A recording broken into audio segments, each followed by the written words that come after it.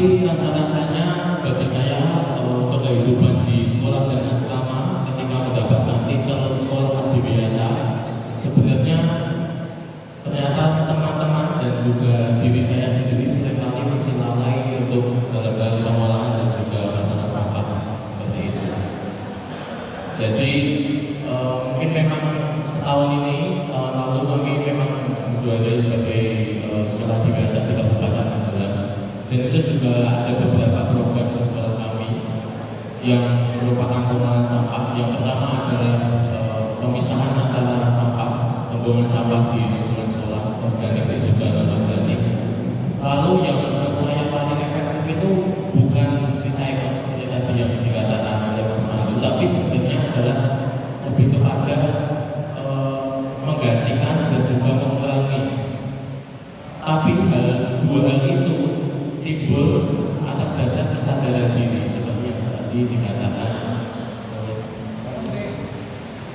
Bang Monte, Pak Monte seperti itu. Jadi memang kalau di generasi sekarang ini, Bapak-bapak, Ibu-ibu, untuk generasi Z sendiri mungkin bisa dilihat bersama secara karakter memang kreativitasnya tinggi, tapi mungkin secara mental sering disebut sebagai generasi strawberry atau yang dikatakan dikit-dikit mengeluh, dikit-dikit capek, dikit-dikit.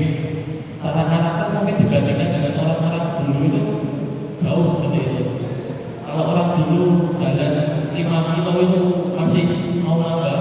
Kalau sekarang generasi kami itu jalan 2 kilo, 3 kilo itu udah pegel-pegel katanya seperti itu. Nah, itu mempengaruhi pola pandang kami dan juga cara pikir kami terhadap masalah dan juga isu lingkungan.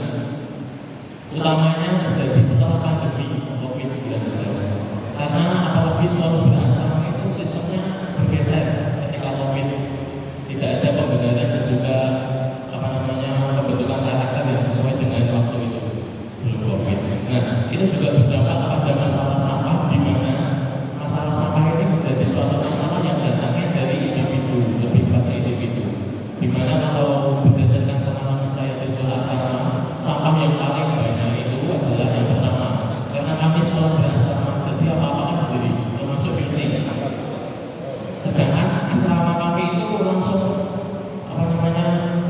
nyambung saudaranya, pembuangannya belakang kami adalah kali atau sungai. Dalam hal ini kali lama, jalan PP itu. Jadi itu berupa limbah cair deterjen seperti itu. Dan itu yang nyuci, mohon maaf, bukan cuma 1-2, tapi ada totalnya itu sekitar 300 orang. Dalam waktu bersamaan misalnya nyuci deterjennya, oke lah kalau misalnya menggunakan deterjen yang ramah lingkungan. Tapi kan kita juga tidak tahu kandungannya sebenarnya seperti apa. Tapi kalau misalnya deterjennya yang tidak ramah lingkungan, kita jelas merusak. Lalu berikutnya sampahnya adalah berupa sampah limbah rumah tangga, berupa limbah dapur, yaitu sisa-sisa masak dan juga sisa-sisa makanan. Untuk sisa-sisa pemasakan itu sendiri kan contohnya adalah kulit buah, kulit sayur. Kalau misalnya sisa makanan, ya ini juga generasi kami itu tadi mungkin kalau makanan juga milih-milih seperti itu. Tapi kalau kami di asrama tidak bisa memilih makanan, sehingga mungkin ada resiko di mana suka tidak suka kan harus makan, tapi juga kadang-kala menyisakan makanan yang harus menjadi limbah dan juga dibuang seperti itu. Nah, untuk pengolahannya sendiri sebenarnya sudah ada beberapa solusi. Yang pertama tadi pemilahan, yang kedua mengurangi, yang ketiga adalah adanya pengolahan berupa pembuatan ekoenzim dari limbah tadi organik, sisa-sisa dari bahan dapur seperti kulit buah seperti itu.